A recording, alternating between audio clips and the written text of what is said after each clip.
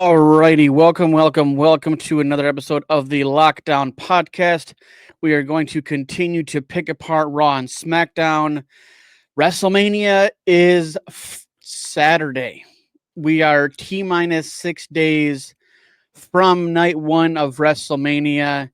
And I think I'm with a lot of people before we kind of tackle Raw and SmackDown, is that the card is very disappointing. Yeah. And I know we basically have been saying for pretty much the last month that if they don't fill that card, the 2 weeks before the week leading to WrestleMania, and they did, and they just threw it together like I made a sandwich with whatever's in the refrigerator. Yeah. So, um, so so Raw, we get essentially the official signing with Rhea Ripley, Io Sky, and Bianca Belair at WrestleMania. Now, I love that they continue to give zero shits about Io Sky being the champion, and it's really laughable. Like they're like we've been saying this since Io won it, and we're like, there's no story, and I think Io's losing, and I think she's not walking out. I feel like this was some random, you know, Vince McMahon last minute decision to have her win the championship because her reign or lack thereof has been is boring as watching a snail race. Um, so Bailey gets a shot at the women's IC against Lyra Valkyria. All this, the fact that they had this match and then they're tagging on Friday night for the number one contendership for the tag titles. This match honestly wasn't. It was okay, but again, I hate like really basic finishes, and this was just about that. I think Lyra and Chelsea have had lackluster runs as champions. IC United States. Even the crowd is kind of very lackluster. Very, oh, this match is going on. Let's go grab a beer. Mm. Um, and it's unfortunate, but it just is what it is. I mean, Chelsea Green's a little bit more entertaining than Lyra Valkyria because she's actually Yeah. has mic skills and she's got her service and she's got more story to her championship versus Lyra that stands alone that gets very little crowd reaction. Um, I mean, am I wrong? Like, do you like? No, I don't think you're wrong, but I do think it's a different presentation. Chelsea Green just comes off very much as an entitled heel and very humorous. Um, on the polar opposite, but of how they want to present Charlotte Flair, which is as an entitled heel Yeah, without the comedy. Um, I think Chelsea Green is just really more accepted than both Lyra Valkyria and Charlotte Flair. I think the problem that we have with Lyra Valkyria is that she doesn't have that very engaging factor. Yes, she can perform. She looks good in the ring. She knows her stuff. There's just not something about her that makes a connection with the fans. Um, I yeah. don't I want to mean, call her. I don't want to call her like a Lance Storm of women's IC champions, but yeah, I can see where people would be like, "Why is she on the roster? There's nothing yeah. engaging It's about her." But I in. I think mean, it's it'll big. come. It's big shoes to fill coming from NXT. Just because the women that laid the foundation, the original four horsewomen, it's when they came in with a storm. They came in with just brutality, skill, and an aggression versus what comes from NXT now seems to be a little lightweight by comparison. Mm. And that's nothing against Lyra Valkyria. She's a phenomenal athlete. She's just a phenomenal talent. She deserved everything getting to the main roster. Like, it's just you get lost in the shuffle. It's and it's unfortunate, but like I don't say we don't have too many titles. Like we're not AEW where like they just have champions walking around with five different belts from four different promotions. Like that's nonsense.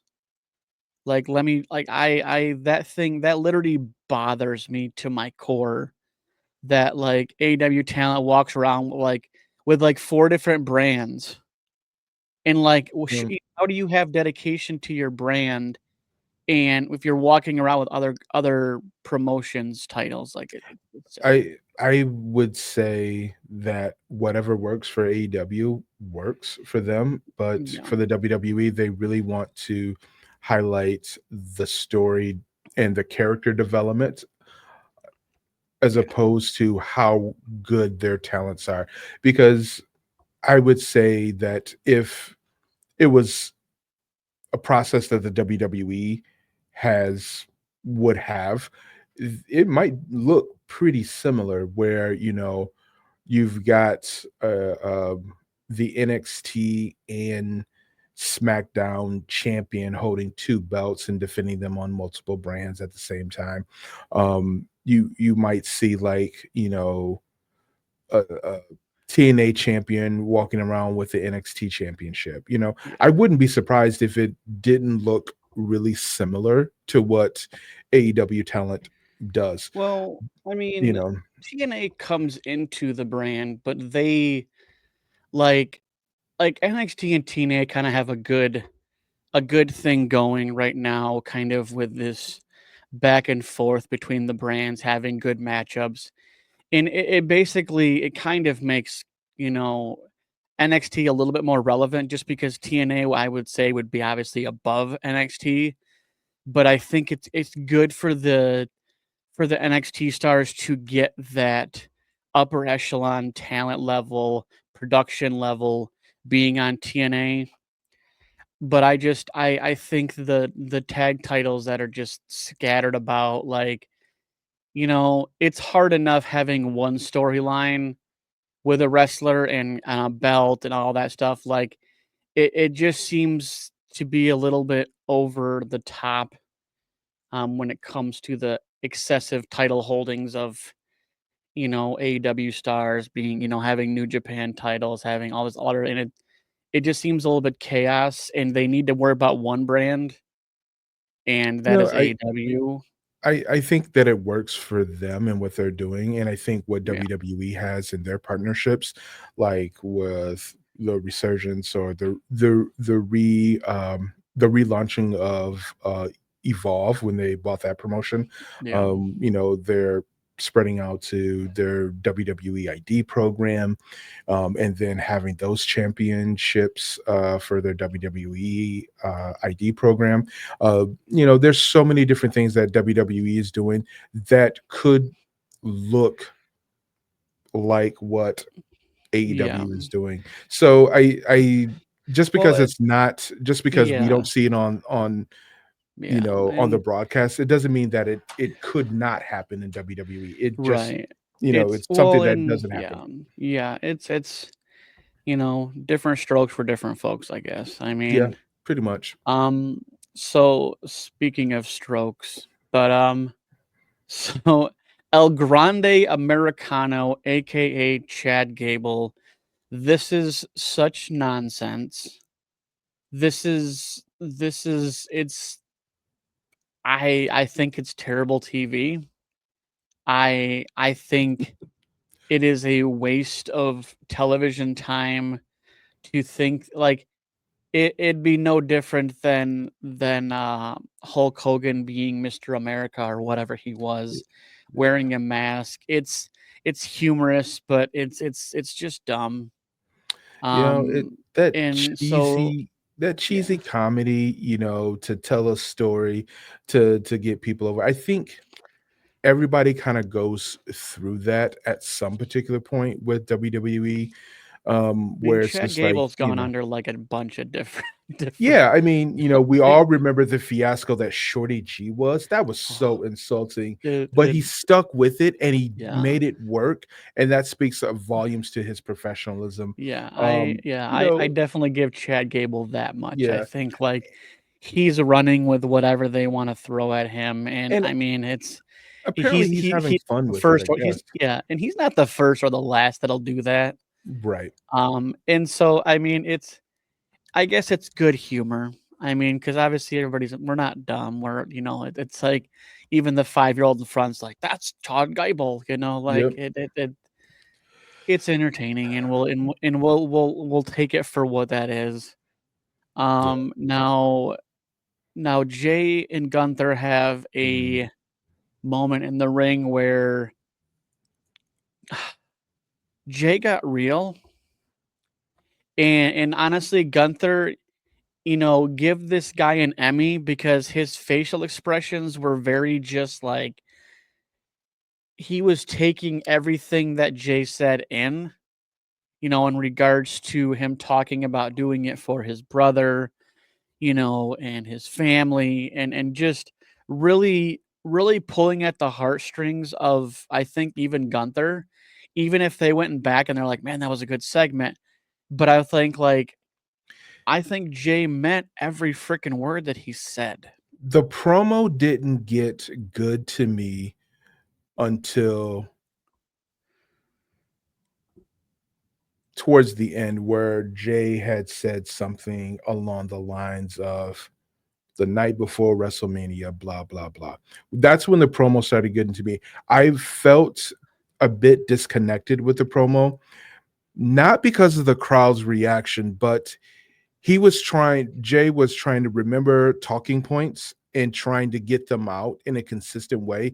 And he was stumbling over his words. Like anybody who's like, really feeling really emotional, Yeah, you and would it you and it like was get a it really, it was you a know, very elongated, very big yeah. thing to spit out. So I mean, I thought And honestly, yeah, he's been doing this for a while, but he's never been like a massive mic skill person. So right. like Yeah. really honestly, he's only really been repping the mic on the regular for the last like 3 years. Yeah. So he's So done backstage segments, and but as far and as and that's individual mic, yeah.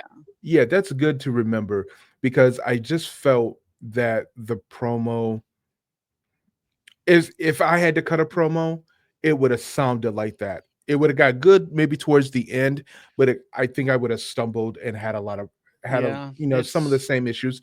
I think for Jay, maybe shortening the promos and just get straight to the point and let yeah, it be intense. I I was kind of torn with Gunther's like Gunther and his reactions to the promo. At yeah, one, it was kind of like it looked like he was losing patience with it. yeah, But another part, it was like he was trying to sell like, "Oh crap, I should be worried about this. yeah. I'm uncomfortable about this." You know, I it, think it yeah, and I think Gunther has, he did a good job at composing himself and just kind of taking it in. yeah. But yeah. So we have New Day versus the War Raiders, and obviously it ends up with a disqualification. And somehow that match ends up getting onto the match card at WrestleMania, but we'll touch on that in a little bit. But so Penta defeats Dominic in typical Penta fashion. I thought honestly Dominic looked good. Like Mm, I think that the more he's in the ring, the better he gets. And as much as I don't like the character of Dominic Mysterio, honestly, he's getting more polished in the ring every match he has. He literally essentially he gave Penta Mexican Destroyer. And he just looked polished. He looked a lot better. Even in the loss, like I gotta give it to Dominic that you can see that he's putting in the work. yeah. I think the dance partners that he's being matched up with to perform with are really protecting where he may be weak at and really allowing him to excel with what he's good at, and like you said, he's really improved over the last couple of years, and I think that has so much to do with the pairing of him with Judgment Day. You take a look at him before he got involved with Judgment Day, we were all thinking like, man, this dude should be on NXT, maybe he should Yeah. not even be on NXT, but now it's just like, oh, Yeah. he can walk through and carry a match. I wouldn't And go to an it's event for him, but yeah. yeah. And it's a lot coming from me. Yeah. Like I was very outspoken of, the terribleness of Dominic Mysterio. But again, like you said, you start having better dance partners, you start to get better at the dance. Yep. And now after the match, that was fun because anytime you you untie the leash from the pit bull that is Braun Breaker in one of there was multiple people that literally saying that Braun that was the best spear ever. You know, Like I would say I've seen the spear from multiple angles, and I would say it is a very that was a very good spear and sell by both people. And oh yeah, I Carlito, mean it after the match on social media probably had the tweet of the year, or message well of the in year. and So it was the flip that he did right in like in it's so seamless. Like I Braun Breaker is an absolute star and he plays his strengths to the T and he doesn't have to have a lot of moves. He doesn't have to have a lot of razzle dazzle, but everything he does is so damn fast paced. He's like a miniature Brock Lesnar. Like you think you're looking at this guy and he's like, he shouldn't be running this fast. He shouldn't be doing these off the top rope moves. He doesn't seem like he should be doing that. And he defies every obstacle you think that he has. And it's gonna be an interesting one at WrestleMania. And we'll get to that. But man, I don't even really want to really even chat much. I mean, more CM Punk, Seth Rollins crap. All right, move on. Like, because this is the only match on the card I feel like that has had like a massive weird roundabout way to building the match. But I will say it's gonna be a banger though. Like like yeah, I I I you think know, I Roman yeah. yeah, I would like to see Roman come on top in that whole exchange. I think Seth and Paul Heyman will align themselves, and I think CM Punk will get the babyface like reactions of, "Hey, you got to your first WrestleMania, but you couldn't get the job done," Right. So you're and 0-1. yeah, so like yeah, um, Better be an but then 0-3. yeah, I think and I think for me that's okay, that's fine. I Well, think again, it's there's story with Paul Heyman and Seth Rollins based on a couple of videos that I've watched by others. I think that there's something there between those two, um, and I don't think I would want to see Seth or Punk go over and get the win. I think that Roman getting the win, I it it's satisfying to me. right. Yeah. Yeah, and that's the thing too is that like now we have a favor owed and it like this it's just gets juicy every week. Yeah. But I mean I'll just call it for what it is. It'll be a good match and that's okay. But I really think the match card we have is again very lackluster, very thrown together. Yeah. Um, but so SmackDown, Randy comes out and basically rips Nick Aldis a new one. in regards to not having a match at WrestleMania. I think Randy said he had like 15 in a row or something of that number. Times he's been in a match in WrestleMania. I think it might even have been 20, I think. But obviously good old Solo and all that crap comes out, and then we get, a Solo Jacob Fatu versus Randy and LA Knight at the end of the night. So this is the match that I'm confused about.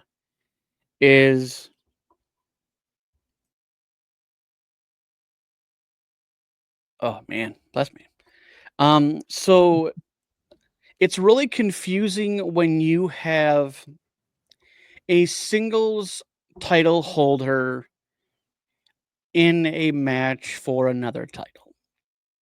Now, this was a gauntlet match that Bailey and Lyra Valkyria started off, and they went through everybody, and now they are the number one contenders.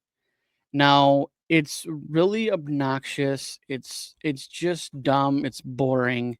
The fact that you're barely defending your singles title enough that, like, why are you going after something else? Why are you in another story if you don't even have your own proper stories with your IC title?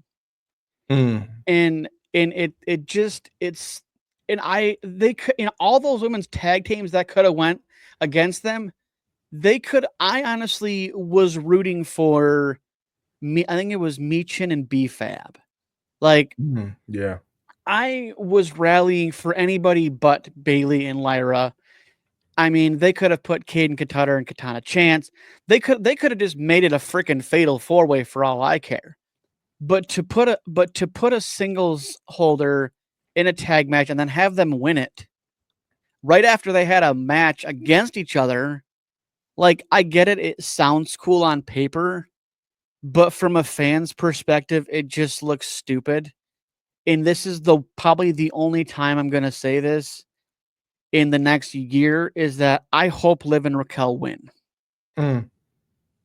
Because I do not want Lyra 2 belts. Okay? Yeah. Okay. You're not Becky 2 belts. Like, you're not Bailey 2 belts. You're too young in your career to justify having 2 belts. Now, we could also say in NXT when Stephanie Vacour had the women's North American and the women's NXT, but she gave the North American up to basic. It was more like a flex. I won it, but it was a sign of professionalism to give it up. Mm. I I don't know how I feel about that, but I don't watch NXT, but it is what it is. Yeah, that's my only commentary on it. Yeah, I fancy myself the NXT knowledger, but like, yeah, there's just so much going on in NXT, and realistically, technically, Liv and Raquel should be defending it on 3 brands if we're going what the titles are supposed to represent, which they don't. They stick on one show. So then that's the problem with the women's tag team titles. Is they took them away from NXT, which they should have never done that. NXT was doing its own thing with its own tag divisions, doing its own thing, and to now have one set of titles for essentially 3 brands that they don't actually do anything. So basically, NXT, you have your top tier, your men's, women's, North American, and that's pretty much it. Oh, and the Heritage Cup, which honestly I think honestly is gotten better now that it's not. Lexus King basically changed the rules, and so now Heritage Cup rules. It's not like 6 rounds and the first to 2 wins it. No, he changed it, and which I think is legit. Is it's just one and done. No more 3-4 minute matches or like rounds. Just let it be a championship. first pinfall wins. But I digress. Yeah, I don't know how I feel about that, but whatever. Yeah, You know, it makes it a little bit more fast paced and a little more like, oh, I can take this one fall, or and so like now it's just it's treated like another championship. I mean, like I wish they would make a belt out of it versus walking around with like the cup thing, but the cup is historic, so that's the only reason why they don't. But so good old Drew McIntyre. So Damien comes out, does barely even any chatter, and Drew, who we thought was a pirate, he is not Drew the pirate. He is Drew with two eyes. And that was I think this match has had some good long-term story booking in having a Sin City street fight for this match at WrestleMania. It's got some gusto behind it. So I like this. I like the street fight aspect of it because now you're like they can do whatever they want. right. And I think given the history, whether it was Damien with Judgment Day or Damien without Judgment Day, him and Drew have had beef for a long time. And I think this is kind of a good culmination match, short of having a Hell in the Cell. Like, I think letting them have a street fight at WrestleMania, I think is a good culmination match without being too over the top. It's Right. just like, hey, these guys can wrestle. These guys can tell a story. Let's just let them cook. So, um, now Ray Phoenix has had a good little start thus far. Obviously, being the brother of Penta. I hope they put them as a tag team. I know they're great individually, but man, could you imagine what they could do as a tag team? You know, I think that'll happen, but not without story, like um a reconnection. You know, maybe they do the typical like brother versus brother, then they reconcile, Right. then that sort of Like thing. a reverse Usos. Yeah. So yeah, but just let them cook, just let them do their thing. Yeah. I think we're a little ways away from them, Yeah. you know, doing And that, yeah. especially when Penta is probably selling a lot of merch and he's just, you Yeah, know, he's literally on fire, literally and metaphorically. So, yeah. um, yeah. But you know what? Honestly, though, like in this match, though, like I take nothing away from Berto though, because it was a phenomenal match. Like it was in um, a lot of athleticism, a lot of lucha style wrestling. Just good start to finish. Now, obviously, he was pissy at the end, which is whatever. That's understandable. But like, I like that Santos Escobar had a moment of respect and coming, and giving a handshake and everything else. And I thought that was good on him. I think he's like he's one of those weird hybrid situations where you're like, he has heel moments, but he also has face moments. Mhm. And like Legato, I feel like is definitely due for some gold. Um, Yeah. they've been putting in the work for quite some time.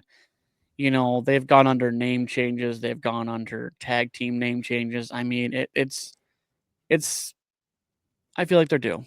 So now, SmackDown. This was an interesting moment when Cody reveals all the old titles. But, like, the one that got me that wasn't the original title was the John Cena spinner belt.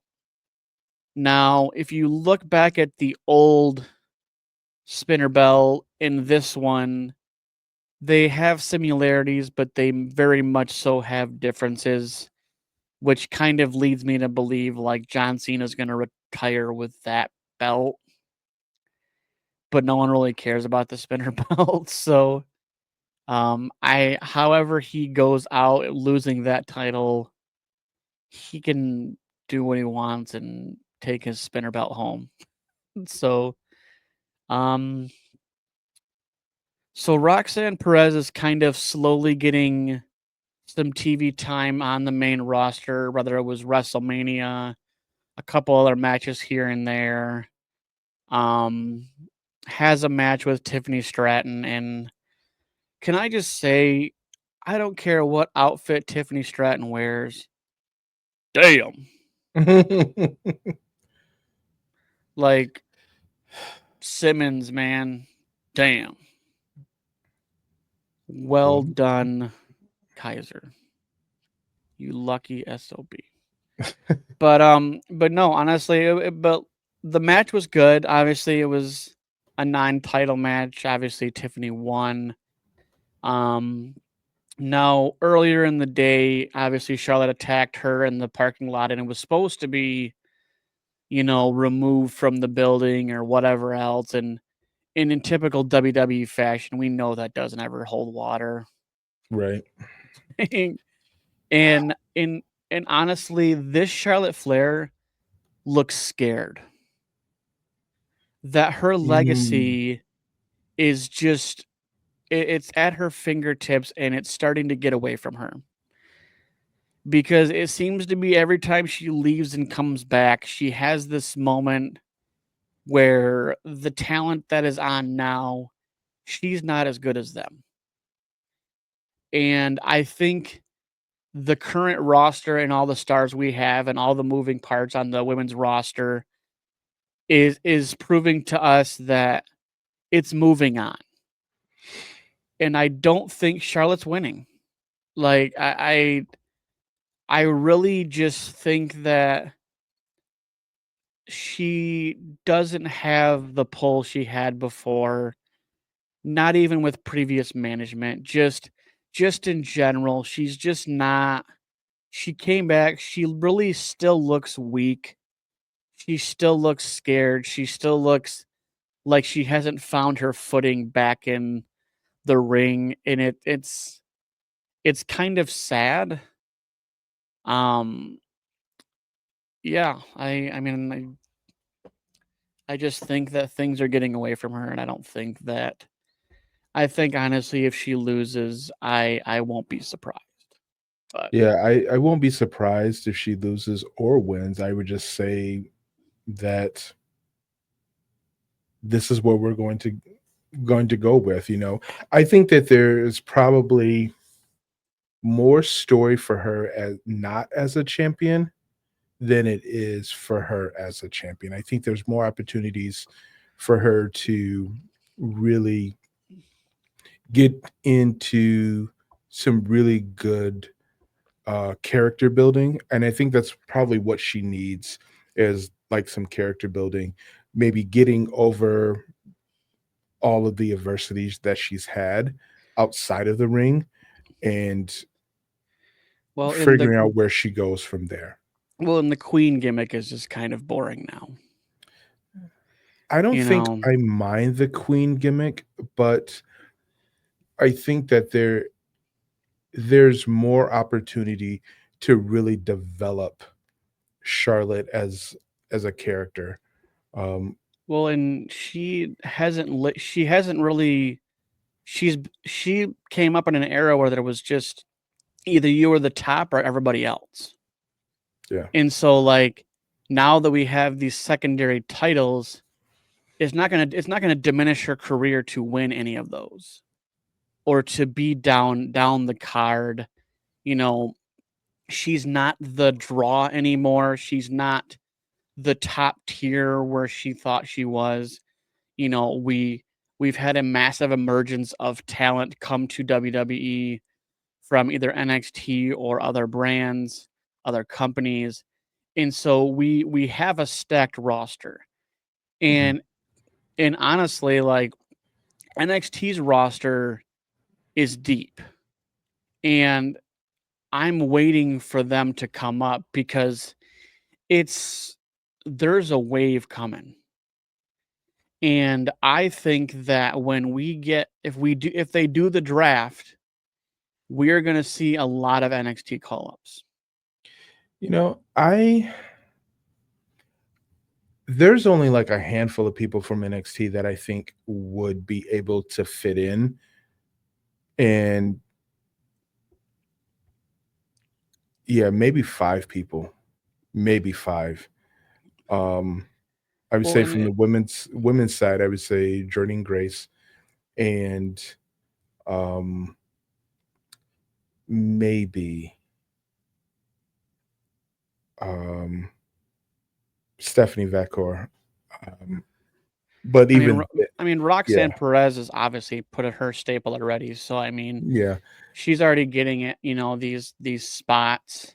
right, Now, I mean, yes, Jordan Grace. I mean, and a lot of the thing is too is that a lot of the stars that have come into NXT like can fast track through it, like Jordan Grace, like Julia, like Stephanie Vacour, because they are established talent.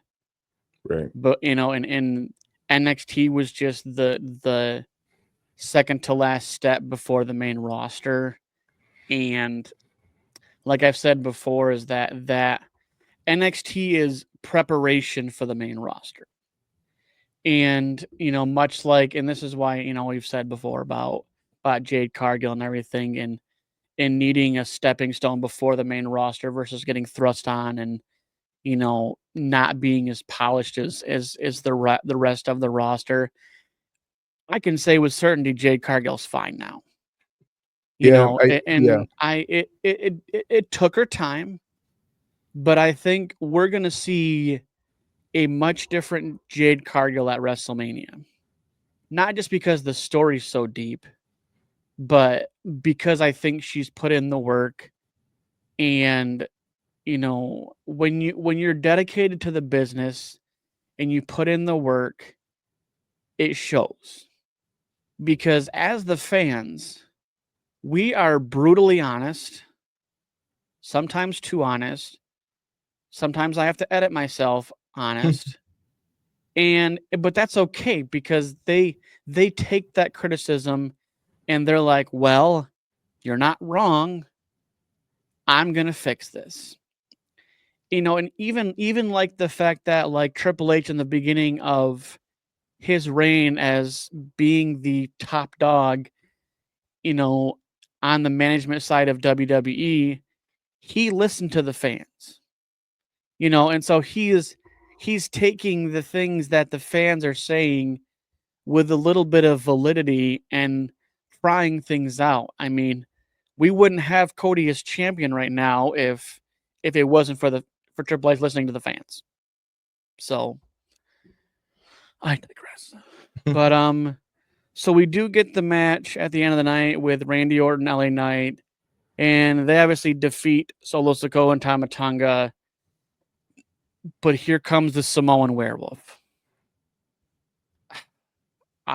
He is just a damn monster. Like he is a big. You know what? He's not as big as Braun Strowman, but I'm more scared of that monster, of that wolf, Mhm. than I am of Braun Strowman. Yeah, Because the things he does with such clean is beyond me. I mean, literally the literally jump in like one fluid motion, doing a swanton, like and it hitting the spot, no matter where that person is in the ring, is a work of freaking art. yeah. He's on a whole nother level of, very confident and talented performers. There's no doubt about it. So it's, but it's when is it, good for him to like really start being in these carrying these stories in such a way that it matches what WWE is envisioning for him. Um, I don't think he is one dimensional, but I think that is where they could put him. And I think that's what they do with a lot of like super athletes, athletes that are just like just generally, just like upper echelon, they really know how to. They're really athletic. Um, they may not get the promo side of the business, or they may not get all the intricacies of ring positioning and wrestling for TV, but they do understand how to take care of people and tell the story that is being asked of them. Um, I would like to see Jacob Fatu have the stories that allow him to um, shine in multiple ways. Yeah, he's too good of an athlete not to, too good of a performer not to. Like, yeah, that springboard moonsault. I'm guessing that's what you would call it, that he Yeah. does so well. Um, But if yeah, he's probably done it 100,000 times. right. like Yeah, like you don't realize how much someone has to work on a certain move to perfect it as much as they do and to have it look good as it is. So yeah, so so we will be doing a live stream next Sunday just because it'll be WrestleMania night 2. right. We're not going to do one night 1, obviously. I'll be working and I don't know if Yeah, Kim's working or anything yeah, else. And so but we're definitely, so we will get on live before, we'll do our own pre-show, our own yep, match predictions, because we have 13 matches on the card, but that's not saying that there won't be one more, because the yeah, one more is been the looming question, is who's facing Randy Orton, right? right. Like, could it be Solo Sokoa? I mean, that seems like how they're rolling it out right now. It could be, but I think everyone, legitimately everyone who knows just a snippet about Mr. Nick Aldis, they want to see him lace up some boots. Yeah, I've heard a couple of people making comments on the internet that Nick Aldis could make a WrestleMania wrestling in-ring appearance, which I think would be great for him. Uh, he's had an incredible career, but I would Hey, not I would if not say that I'm 100% guaranteed counting on that happening. I will oh no, say, but yeah, I mean yeah, but a free RKO. That's not going to cost him $50,000. yeah, So yeah, I mean it's so the match card as it stands, we have undisputed, we have Cody versus John, triple threat with Roman, CM Punk, Seth Rollins, and this is in no specific order, by the way, because I haven't looked up what they're going to do for night 1 and night 2, and I don't even know if those dirt sheets are even true, so I don't even right. want to touch on those. But so you have the world heavyweight Jay versus Gunther, triple threat with Io Sky, Bianca, and Rhea for the women's title. AJ Styles, Logan Paul, which I could give two craps about. It's just about Logan Paul making a viral moment that no one cares. Yeah, United States Championship, LA Knight versus Jacob Fatu. Got a fatal 4-way IC match between champion Braun Breaker versus Finn Balor, Penta, and Dominic Mysterio. We have the Raw tag team titles, Viking Raiders versus New Day. I feel like that's a dud. Liv Morgan and Raquel Rodriguez versus Lara Valkyria and Bailey. That's a dud. Rey Mysterio and El Grande Americano is a dud. Jade Cargill versus Naomi. Now that's a stud. Okay. yeah.